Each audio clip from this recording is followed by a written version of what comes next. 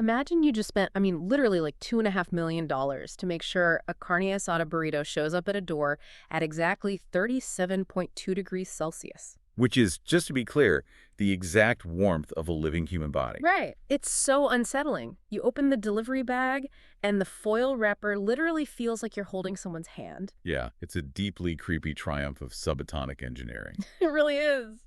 But here's the kicker, right?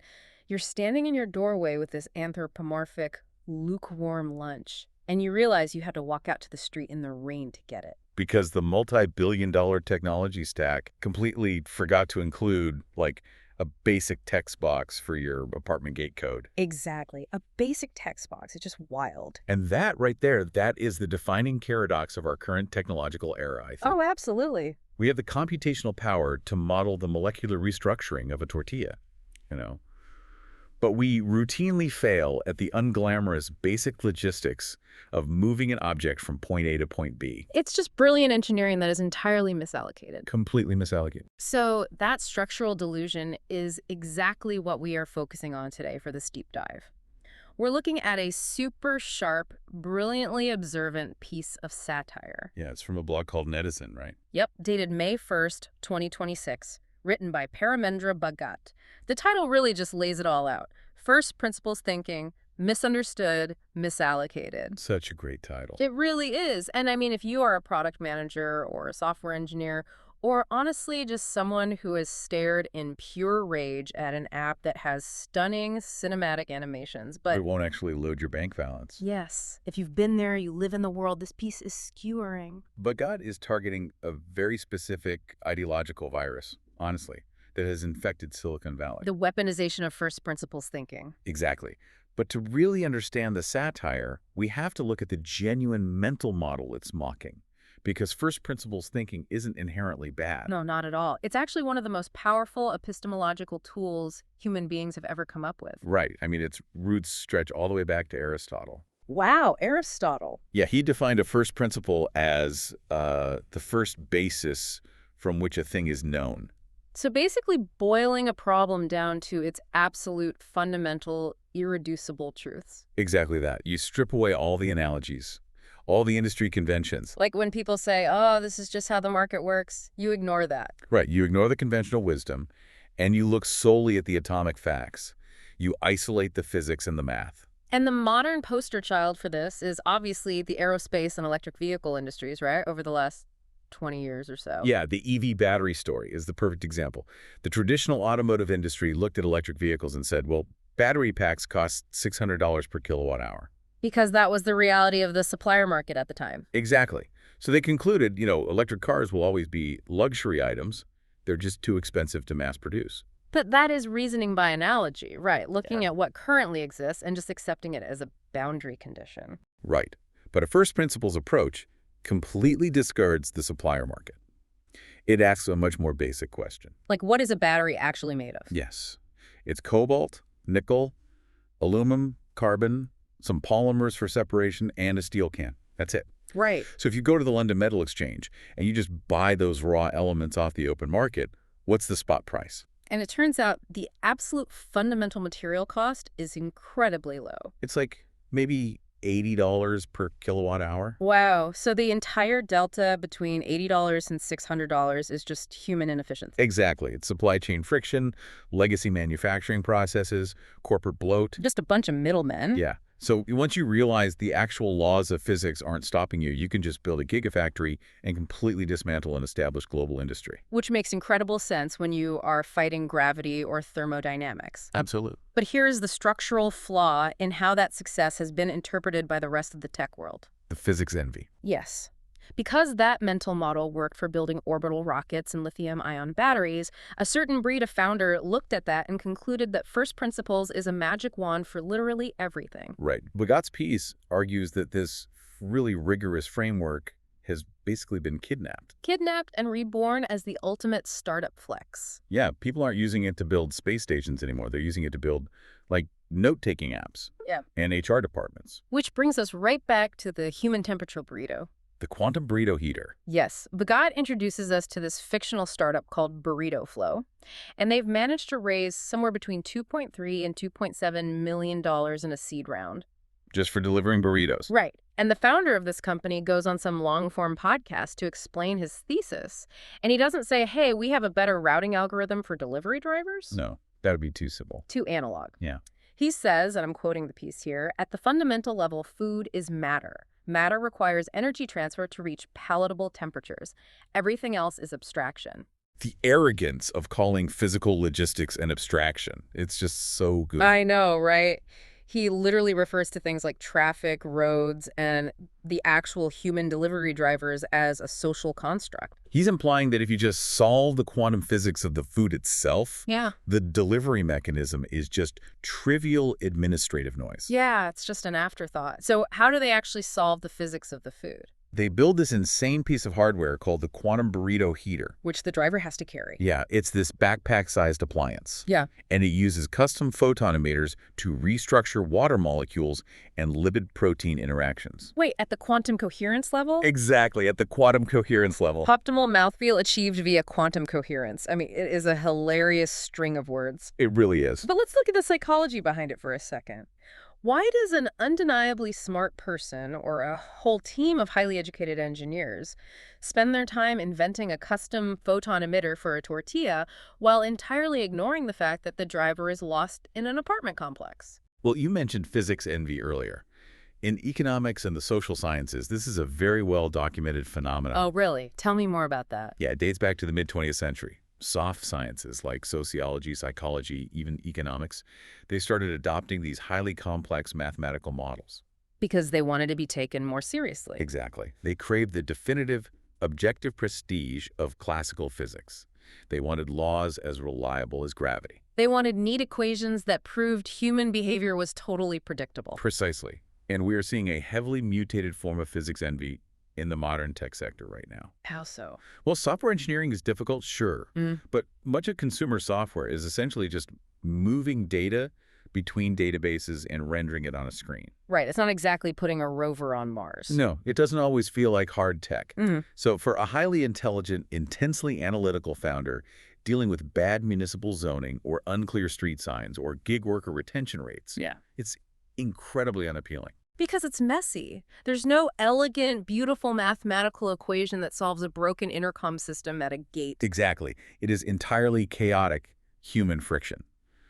So subconsciously, these founders retreat into the safety of hard science. Ah, so designing a quantum photon emitter is intellectually stimulating. Right. It has definitive answers. You can measure the lipid-protein interactions in a lab. It allows the founder to feel like a visionary physicist. And it shields them from the ego-bruising reality that they are actually just running a very inefficient catering company. It's totally a defense mechanism. The complexity of the technology is literally functioning as a psychological shield against the mundane reality of the actual business. If you're listening to this and you work in enterprise software, you have probably seen this exact dynamic play out in conference rooms. Oh, without a doubt. A team will spend 6 months over-engineering some machine learning algorithm to predict user behavior, rather than just calling 10 users on the phone and asking them what they want. Because talking to users is a messy human abstraction. Right, but machine learning is clean and prestigious. And the market consequences of this are severe.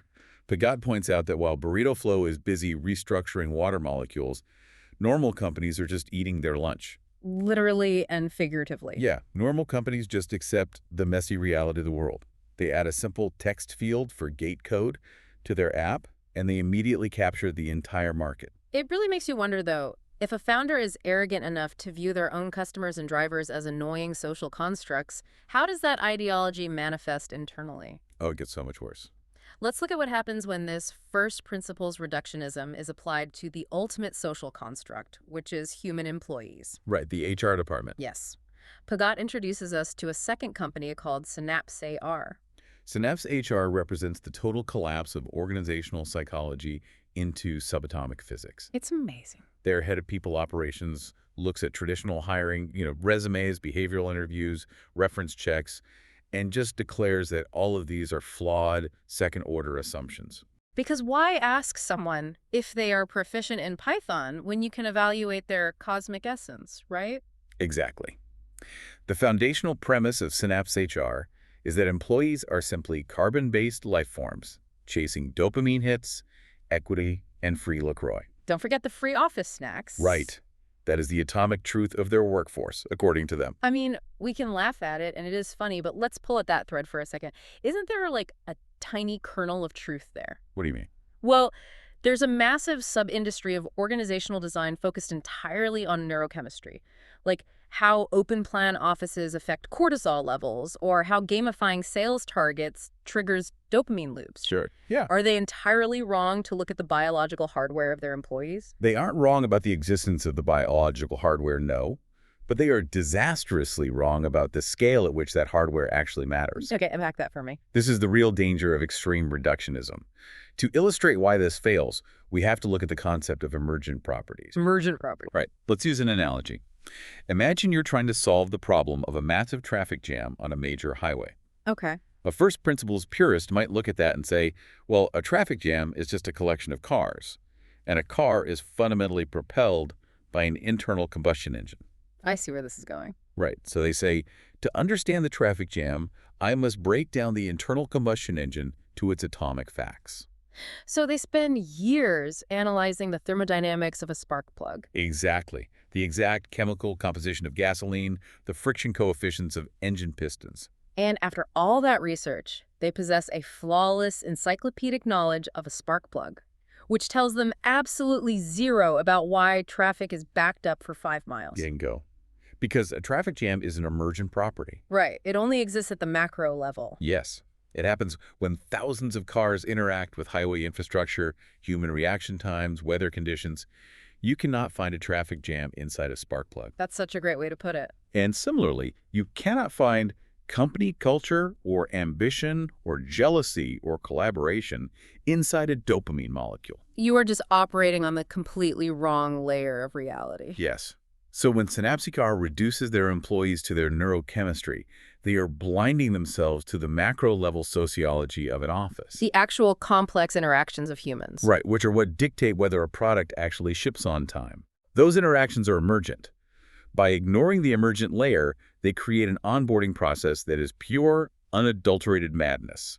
Fagat describes this onboarding in the piece, and it's so funny. A new hire arrives at Synapse HR, and instead of learning, like, how to access the company intranet or where the bathrooms are, They are subjected to a 3-week orientation. 3 weeks. Yes. And the flagship presentation is a 47 to 52 slide deck titled From Quarks to Culture Fit. Which literally begins with the formation of the solar system. It's incredible. It forces the employee to rebuild their entire concept of existence before they are even allowed to file an expense report. And the psychological toll on the workforce is just catastrophic. Oh, I bet. The satire details how, within weeks, employees start using physics to justify extreme corporate dysfunction. Like what? Well, they write these long treatises questioning whether the morning stand-up meeting violates the Heisenberg uncertainty principle. Okay, we actually need to pause here because Bagat is using actual quantum mechanics to make a joke about agile project management, which is brilliant. It really is. Let's define the physics here for the listeners. What exactly does the Heisenberg uncertainty principle dictate, and why on earth is a software engineer weaponizing it against a daily stand-up? So in quantum mechanics, Werner Heisenberg established that you cannot simultaneously know both the exact position and the exact momentum of a particle. Okay. The more precisely you measure where a particle is, the less you know about how fast it's moving and in what direction. The act of measurement itself disrupts the system. So applying that to a software engineering team. The brilliant joke here is that the engineers are arguing that a daily stand-up meeting is a forced measurement of their status. Oh my God. Right? If management demands to know exactly where a project is, like its exact position in the sprint, they fundamentally destroy the momentum of the developer working on it. If you make me tell you my exact status, I am no longer moving forward. Exact. But I guarantee you, there are developers listening to this right now who wish they could use that exact excuse tomorrow morning. Oh, 100%. I cannot update my JIRA ticket, Brenda. It violates the fundamental laws of the universe. It's the perfect excuse. But it gets even more granular than that. Fagat notes that employees at this company start refusing job titles because of the Pauli exclusion principle. Yeah, this is an even deeper cut into quantum theory. Break that one down for us. So the Pauli exclusion principle states that two identical fermions particles, like electrons, cannot occupy the exact same quantum state within a quantum system simultaneously. Meaning two electrons in the same atom can't have the exact same energy level and spin. They cannot overlap perfectly. Correct. So in the warped reality of Synapse's HR, the employees conclude that if humans are just collections of atoms, then the corporate hierarchy is essentially a quantum system. Right. Therefore, no two employees can occupy the exact same state. So an employee is saying, I cannot be junior developer 2 because junior developer 1 already occupies that quantum state, and if we overlap, the HR department will undergo radioactive decay. The intellectual gymnastics are just stunning. It is the ultimate evolution of the Silicon Valley excuse. Instead of just saying, hey, I don't want to share responsibilities, you claim that collaboration violates the fabric of space-time. And the inevitable result of this highly intellectualized anarchy. The article notes that Synapse HR's Glassdoor scores reach true vacuum energy levels. Meaning? They achieve an impressive state of absolute zero morale. Just completely negative. Exactly. So, okay, we have this hypothetical ecosystem where the logistics are ignored in favor of photons, and the employees are paralyzed by quantum mechanics. Right. Once a company has built a product under these bizarre conditions, they actually have to sell it to people. Which brings us to the next segment of the satire. The segment Vagat titles The Subatomic CMO. Yes. How does a first principles fundamentalist view marketing? Well, we look at a social audio app called Echo Chamber. Echo Chamber, love the name. Yeah, and the growth team at Echo Chamber decides to evaluate traditional advertising platforms. Banner ads, billboards, social media ad buys. The usual stuff. Right. And they declare all of it to be primitive abstraction.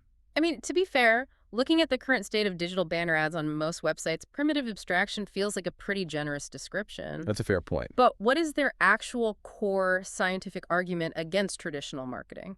Their rationale sounds highly scientific, but it ignores all human context. They argue, and I quote, "Attention is finite visual bandwidth. Photons hit the retina. The brain constructs reality." Okay. So they view the external world, like the screen of a phone or the side of a bus, as this incredibly inefficient middleman. Because you are relying on light bouncing off a physical object, traveling through the air, and just hoping the user happens to look at it. Right. From a purely thermodynamic perspective, yes, a billboard is a very inefficient way to move photons into a specific person's optic nerve. So their solution to bypassing the physical world is what exactly? They develop a piece of proprietary hardware, an $8.4 million Neurobrand AR headset. $8.4 million. Yep. And the explicit stated goal of this hardware is to bypass conscious awareness entirely. They want to directly entangle brand molecules with the user's visual cortex. They're literally trying to beam the company logo directly into the wetware of the human brain. Directly into the brain. It's like the plot of a dystopian cyberpunk novel, but executed as a Q3 marketing strategy. And the failure of this headset is swift and terrifying, as you might imagine. Oh, I can only guess. What happens? Early beta testers report vivid, involuntary hallucinations. Yikes. Yeah. The author describes night terrors, and there's a highly specific incident where a user experiences involuntary brand chanting while trying to shop for produce in a Whole Foods. Just chanting the brand name in the produce aisle. Exactly. And the company is immediately buried in lawsuits for, quote, violated visual cortexes. And after burning through $8 million to physically assault their users' brains, what is Echo Chamber's active user count? Precisely 19 active users. 19. It is a phenomenal detail, but I want to push back on Echo Chamber's initial premise for a second. Sure, go ahead. Even if the headset didn't cause night terrors, right? Even if it worked flawlessly without the hallucinations, direct-to-brain marketing would still be a catastrophic failure. Why do you say that? Because it completely misunderstands why advertising works in the first place. Expand on that. Why is the external inefficiency of a billboard actually a feature and not a bug? Because marketing is fundamentally about social signaling and shared consensus. Okay, yeah. If I see a commercial for a really fancy luxury car on a massive billboard on the highway, the value isn't just that I saw it. Right. The value is that I know you saw it and you know I saw it. We have a shared cultural understanding that this specific car represents status. Ah, I see what you mean. Right. If you beam the brand directly into my visual cortex in total isolation, it has no social value. Because nobody else knows about it. Exactly. The brand has no cultural weight because it hasn't been established in the public square. echo chamber stripped away the social construct of public advertising and accidentally destroyed the entire mechanism of human desire. That is a brilliant observation, and it leads perfectly into how these companies handle the ultimate social construct, which is money. Right. Let's talk about task void. Yeah, Bhagat introduces us to this productivity tool called Task Void, and the CEO of Task Void applies first principles to pricing, and he essentially ends up discovering philosophical nihilism. He looks at the very concept of a price tag and just recoils. He proclaims, at the first principle level, money is just paper with ink and collective delusion. Value cannot be quantized without violating observer effects. Wait, he is using the observer effect, the concept from physics that measuring a phenomenon alters the phenomenon, to argue against charging a $5 monthly subscription fee. That's exactly what he's doing. It is peak Silicon Valley word salad. Hmm. So if they refuse to use US dollars because they are a collective delusion, how does Task Void actually generate any revenue to keep the servers running? They launch a dynamic pricing model titled Pay What Resonates with Your Personal Frequency. Which is just a polite, pseudo-spiritual way of saying, please send us whatever random objects you feel emotionally connected to today. Basically, yeah. And the resulting revenue stream is pure chaos. I can imagine. The accounting department attempts to process their Q4 earnings and discovers they have received a collection of haikus, one single Bitcoin from 2017, and $3.47 in fiat currency. That is amazing. The article notes that the lead accountant literally sends an email stating they have succumbed to deep existential dread. I desperately want to read the tax returns for Task Void. Right. Like, the IRS does not accept haikus regarding the morning due as payment for federal payroll taxes. No, they definitely do not. But let's actually analyze the CEO's core claim for a minute. He says money is a collective delusion. And fundamentally, if we are being purely materialist about it, he isn't wrong, is he? Well, he is materially correct, but he is sociologically blind. Okay, unpack that. A $100 bill is just a piece of linen and cotton blend with green ink on it. A digital bank balance is just localized magnetic states on a server in Virginia. Right. Money has no intrinsic physical value like a barrel of oil or a bushel of wheat. If human civilization collapses tomorrow, you cannot eat a cryptocurrency wallet. So the first principles purist looks at money, identifies it correctly as an illusion, and decides to just discard it. But what they completely fail to understand is why the illusion was constructed by humanity in the first place. It served a purpose. Social constructs are not just arbitrary lies. They are highly advanced, evolved technologies. Before the abstraction of money, we relied on the barter system. Which is terrible. It is. If I am a shoemaker and I want a loaf of bread, I have to find a baker who happens to need shoes at the exact moment I need bread. Economists refer to that as the double coincidence of wants, right? Exactly. Yeah. And it is incredibly inefficient. It creates massive friction in human cooperation. Money was invented as a universal medium of exchange. It's a societal shorthand. It's an API for human interaction. That's a great way to put it. It is an abstraction, yes, but it's a profoundly useful abstraction. It allows millions of strangers who do not know or trust each other to cooperate globally. So when you apply extreme reductionism to strip away abstractions like money or standard advertising, you aren't discovering some deeper universal truth. No, you are actively choosing to put the friction back into the system. You are regressing. You are forcing your users back to the economic equivalent of the Stone Age, where they have to barter their personal frequency for a note-taking app. It is the ultimate hubris. It's the belief that just because you possess the intellect to deconstruct a social norm, you are somehow smarter than the thousands of years of human trial and error that necessitated building that norm in the first place. And nowhere is that hubris more visible and honestly more damaging than in the actual user interface of the products these companies build. Oh, the UI segment is incredible. Let's move to the fourth segment of our dive. Let's say a user manages to navigate the personal frequency pricing model and actually downloads one of these apps. Good luck to them. Right. What is the experience of using software designed by armchair philosophers? Bhagat provides a scenario that is practically a horror story for UX designers. He describes a company called Interface OS. And what are they building? Their objective is incredibly simple, something we all take for granted. They're building a note-taking app. A note-taking app, a completely solved problem in software. Totally solved. Between Apple Notes, Google Keep, Notion, Evernote. The market knows exactly what a note-taking app should look like and how it should behave. But the product team at Interface OS goes deep into first principles mode. They look at the standard mobile interface and ask themselves a fatal, disastrous question. Which is? What is a button, really? Oh no, that is the sound of a product cycle going completely off the rails. They refuse to accept the existence of a digital button. They attempt to reduce the concept down to Hooke's law. Hooke's law? Yeah, the physics principle governing the elasticity of physical springs. And they mix that with electromagnetic repulsion. Okay, so they're overthinking the physics of pressing a glass screen. But then, they take a hard left turn away from physics and dive straight into critical theory. Of course they do. They conclude that binary states, like a button being either on or off, are inherently patriarchal and represent oppressive reductionism. A toggle switch on a touchscreen is patriarchal because it forces a binary choice. That's their logic. The intellectual gymnastics required to reach that conclusion deserve an Olympic gold medal.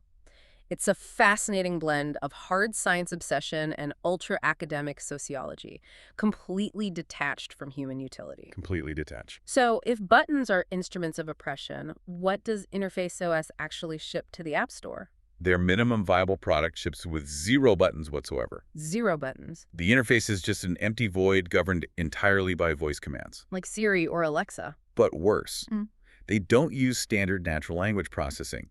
They build a custom large language model, fine-tuned specifically on the works of Aristotle and the early writings of Ludwig Wittgenstein. Okay, for the listeners who haven't spent time in a philosophy department recently, Wittgenstein is famous for his incredibly complex theories on language games and the inherent limits of human communication. Right. The idea of training a customer-facing utility app on a philosopher who famously argued that perfect communication is essentially impossible. I mean, it is an act of deliberate self-sabotage. And the user experience is agonizing. Fagot notes that users who simply managed to create their first grocery list celebrated the event like they had successfully achieved cold fusion in their kitchen. Just to make a list? Yeah, creating a note about buying oat milk felt like passing the bar exam. If a user has to engage in deep Socratic dialogue with an AI just to write down a reminder to call their mother, the technology has fundamentally failed. It is. But the absurdity reaches its absolute peak when these frustrated users try to seek help. How does a company that believes buttons are oppressive handle customer service? This is perhaps the darkest and most brilliant concept in the entire satire. I can't wait. Interface OS reimagines the entire concept of customer support. They rebrand the department as entropy management. Entropy management. Because a confused user submitting a bug report isn't a failure of design, they're just a localized increase in universal disorder. That is their literal justification. Oh, no way. Yes. The head of success at Interface OS dictates that, quote, every ticket represents increasing disorder in the system. So how do they handle the tickets? Well, instead of fixing the missing buttons or explaining the Wittgenstein voice commands, the AI support bot is programmed to answer user complaints with increasingly elegant academic explanations of the second law of thermodynamics. I'm sorry you lost your grocery list, Brenda. However, as the universe expands, all closed systems inevitably trend toward chaos and heat death. Your lost data is simply a manifestation of cosmic inevitability. Ticket closed. That's exactly it. It is the weaponization of physics to aggressively ghost your own customers. It's sociopathic. The bot calmly explains that their frustration is a natural, unavoidable cosmic event. And predictably, the metrics reflect this extreme user hostility. What's the churn rate look like? The article cites a churn rate, the speed at which users abandon the product, of between 94 and 96%. I am genuinely shocked that 4% of people stuck around. Right. They must be tenured philosophy professors who just really enjoy arguing with the void. Or masochists. But let's step back and look at the actual design philosophy here. The Interface OS team thought they were being brilliant by deconstructing the button. But why was killing the button a fundamental violation of human-computer interaction? Well, the failure of Interface OS can be perfectly explained by a philosophical concept known as Chesterton's fence. Formulated by the English writer G.K. Chesterton. Yes. Chesterton proposed this hypothetical scenario. Imagine a road, and across this road, a fence has been built. Okay. A modern progressive thinker comes along, looks at the fence, and says, I don't see the use of this. It's in the way, it restricts movement, let's tear it down. That is the Interface OS product manager looking at the submit button. This is an oppressive construct, let's delete it. Exactly. But Chesterton argues that the more intelligent reformer would say, if you don't see the use of it, I certainly won't let you clear it away. Go away and think. Then, when you can come back and tell me why it was built in the first place, then I may allow you to destroy it. So the core lesson is that institutions, traditions, and in this case, user interface design patterns, exist for a reason. Right. They weren't placed there by accident or pure malice. They solved a specific problem. The digital button exists because it leverages deep human instinct. Long before touchscreens, we interacted with the physical world by pushing, pulling, and grasping objects. Yeah, a button on a screen provides what industrial designers call an affordance. An affordance. Right. Its visual design, the shadow, the shape, the border, clearly communicates to the human brain, I am an interactive object. If you press me, an action will occur. It drastically reduces cognitive load. You don't have to debate the meaning of the word start with your microwave.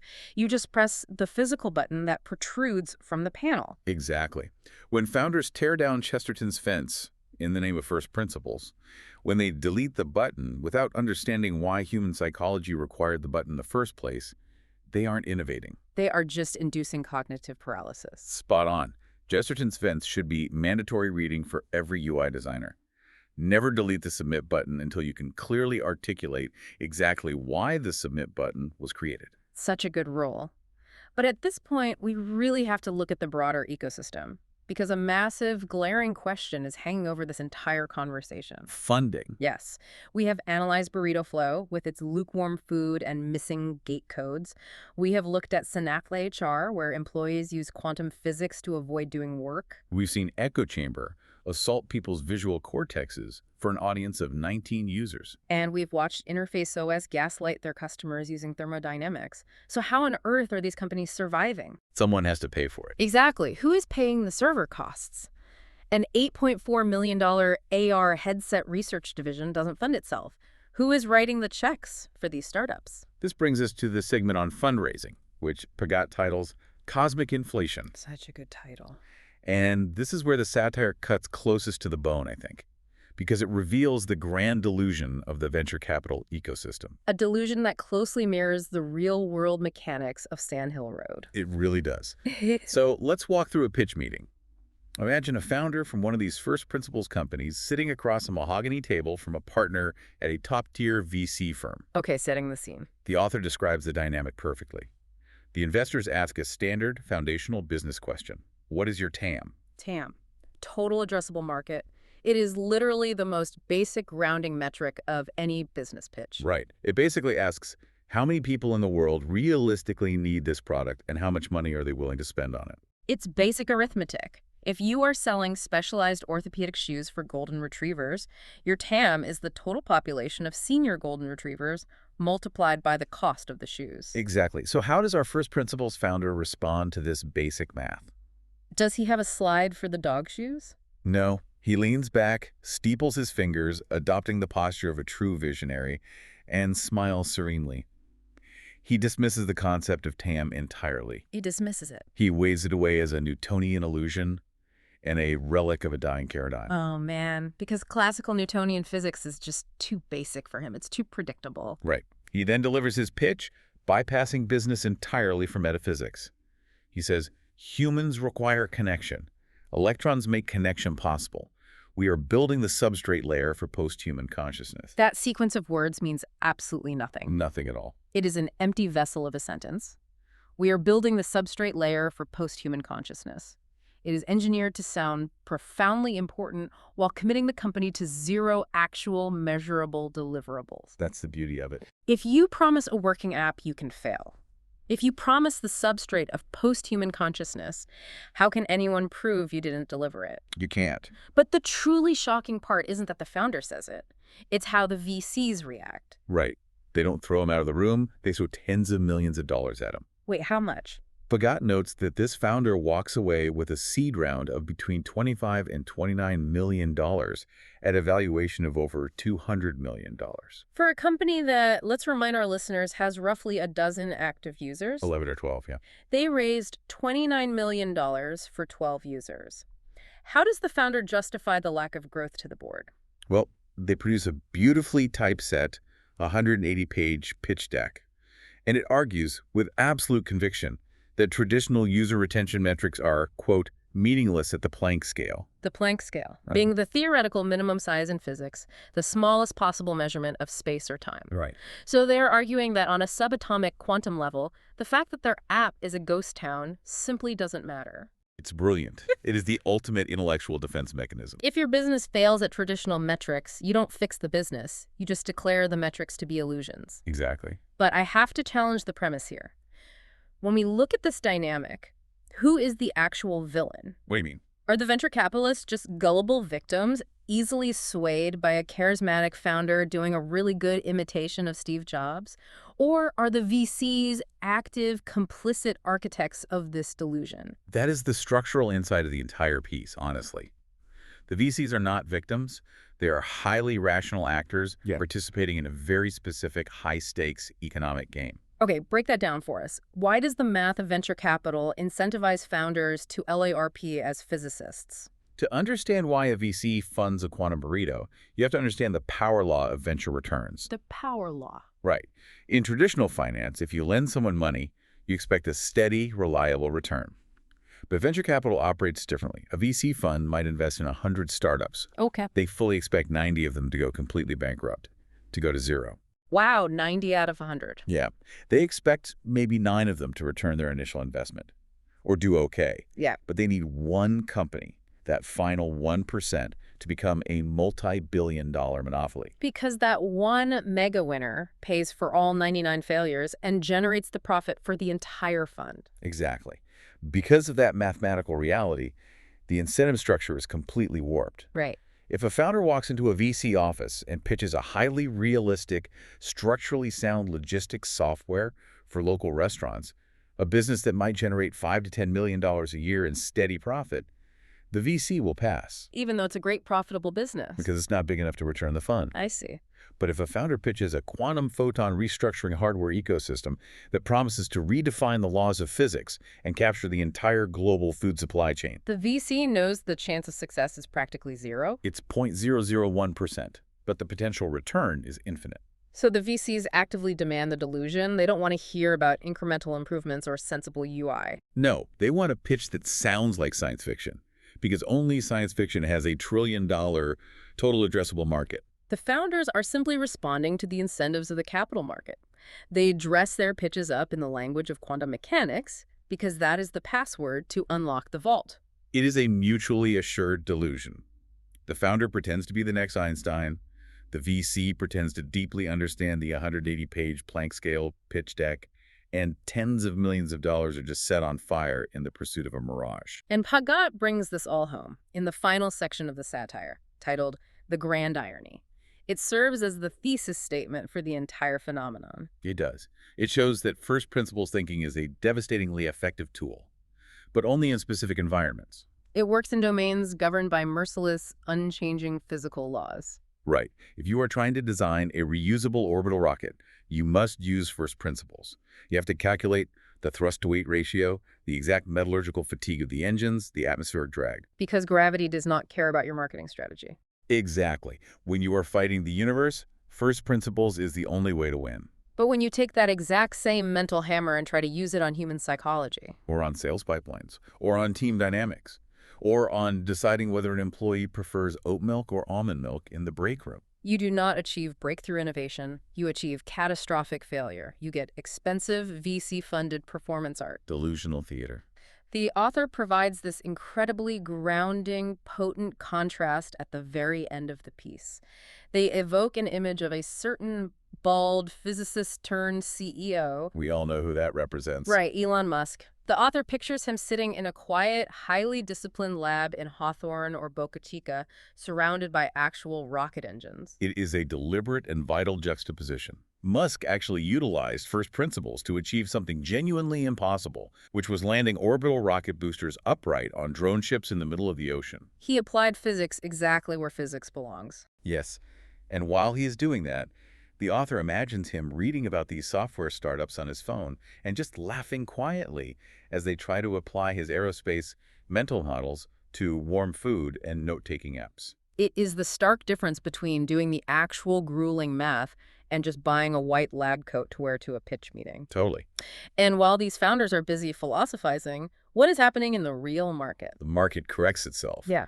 The normal companies, the ones completely devoid of physics envy, simply do what works. Vagat notes that these pedestrian companies quietly ship decent products, talk to their customers, and iterate like normal humans. Because they are focused on messy reality instead of quantum illusions, Yeah. they steadily consume the market share. Right. People abandon burrito flow and just order from a local taqueria that knows how to use a street map. People uninstall Interface OS and go back to Apple Notes because it has a submit button. It's that simple. There is a quote near the end of the piece from an anonymous, exhausted software engineer at one of these startups. It deserves to be carved into the stone above the entrance of every tech incubator in the world. Oh, I know the quote you mean. He whispers it during a particularly agonizing first principles-driven all-hands meeting. He says, "We didn't break the problem down to first principles. We just achieved first principles level self-delusion." It perfectly encapsulates the tragedy of this era of tech. By insisting on reinventing the wheel from the atomic level, obsessing over the quarks and the photons, they spent years and millions of dollars to build a wheel that is philosophically pure, but simply does not roll. Let's step back and look at the massive journey we've taken today through this incredible piece of satire. It's been a ride. We started with the promise of first principles, the intellectual rigor of stripping problems down to their foundational truths. And we witnessed how that noble scientific pursuit was totally hijacked by ego and capital. We saw Burrito Flow's quantum heaters deliver body temperature food to the wrong address because logistics were deemed a social construct. We explored Synap HR, where employees weaponized the Heisenberg uncertainty principle to avoid giving status updates and claimed that job titles violated the Pauli exclusion principle. We watched Echo Chamber assault their users' visual cortexes because traditional marketing was too abstract. We saw Interface OS force users to debate Wittgenstein just to write down a grocery list because buttons are oppressive. And we saw customer service bots ghost angry users by citing the second law of thermodynamics. All of this funded by venture capitalists who believe basic revenue math is a Newtonian relic. It is a masterful dissection of modern tech absurdity. And the core takeaway, synthesizing every fictional disaster we analyze today, is really profound. Which is? Human systems are not physical systems. You cannot reduce human emotion, market trends, cultural shorthand, luck, and basic logistical execution into clean, elegant orbital mechanics equations. Physics is pristine and predictable. Humans are messy, contradictory, and emergent. If you attempt to manage humans as if they were atoms, your business will inevitably vaporize. So if you are a listener out there who is building a product, managing a team, or just trying to navigate complex problems in your own life, beware the temptation of extreme reductionism. Don't let physics envy blind you to the reality of the world. Embrace the messy macro layer of human existence because that is where actual life happens. But before we sign off, I want to toss it over to you for a final thought. We have spent all this time laughing at the absurdity of these billion-dollar quantum pitch decks. But beneath the comedy, there is a very real, very dark consequence to how this capital is allocated. There is. And it is a thought I want to leave you, the listener, with today. We have examined how the smartest minds, the top engineering talent, and the deepest pockets in Silicon Valley are spending billions of dollars LARPing as physicists. They are pouring staggering fortunes into domains that simply do not require physics. Right. But capital and human genius are finite resources. Yeah. Every brilliant engineer who spends 3 years optimizing the photon emitters of a burrito heater is an engineer who is not working on the power grid. Yeah. Every $20 million handed to a founder building the substrate of post-human consciousness is $20 million diverted from reality. Wow. This raises an incredibly important, sobering question. What actual unglamorous ground-level human problems are going completely unfunded and unsolved right now, simply because the founders trying to solve them cannot dress their solutions up in a sexy first principles pitch deck? That's haunting. If you are an entrepreneur trying to fix aging municipal water pipes, or build better logistics for affordable housing materials, or improve the chaotic supply chain of elderly care, you will struggle to raise a dime. Because your TAM isn't theoretical, your problem isn't quantum, and you are just trying to fix a pipe.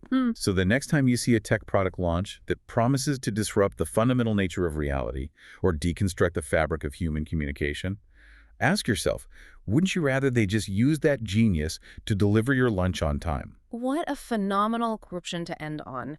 We crave a world where problems are visible, categorized, and fundamentally real. When the diagnostic X-ray machine of common sense breaks down, and we try to solve human chaos with theoretical physics, we end up drowning in the murky waters of quantum delusions. And nobody wants to drown in those waters. Especially not holding a lukewarm burrito. Thank you for joining us on this deep dive. Stay curious, respect the messy reality of human systems, and remember to appreciate a good, old-fashioned, perfectly functional button. We'll catch you next time.